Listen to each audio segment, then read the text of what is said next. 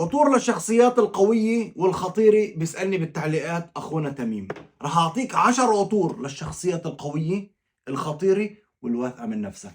عطور سفاحة فواحة ومعها احترام وفخامة وحضور. رقم 10 جون فيرفاتوس دارك ريبل.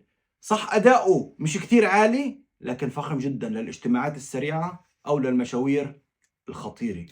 أكيد رقم 9 إبيس إكسكيوز من جيرلان. عطر فخم جدا تابلي ومناسب للشخصيات الخطيرة والمميزة. رقم 8 أكيد تروزاردي أومو إي دي بي. عطر فخم لرجال الأعمال والبزنس مان والناس الخطيرة. رقم 7 بانديت سوبريم من روبرت بيجي. عطر فخم اسم على مسمى، إذا أنت بانديتوس هذا بيمشي معك. رقم 6 اتش 24 من ارميس. عطر لرجل خطير فخم وببدله رسميه، رجل اعمال بس وبقى قبلني. رقم 5 لوم اديال انتنس من جيرلان. خطير وسكسي بنفس الوقت، دلع نفسك وابقى قبلني. رقم 4 رجولي فخم لشاب خطير وواثق من نفسه.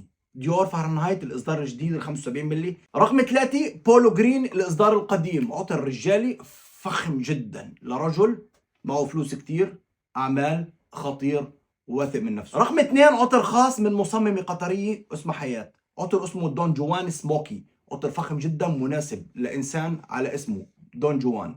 ظبط نفسك وابقى قبل. رقم 1 توباكو عود لرجل خطير وعنده ثقة بنفسه عالي جدا، لزلمي مش لولد كتكوت. توم فورد توباكو عود لكن قاطع ومقاطع لأنه أعلن الدعم. انهل بقدم لك نفسه 100% وأقوى منه بالثبات والفواحة لأنه إصداره الأخير ضعيف. رقمه ام 97 توباكو عود من توم فورد من عند انهل. دلع نفسك وابقى قابلني وخليك قوي وروح.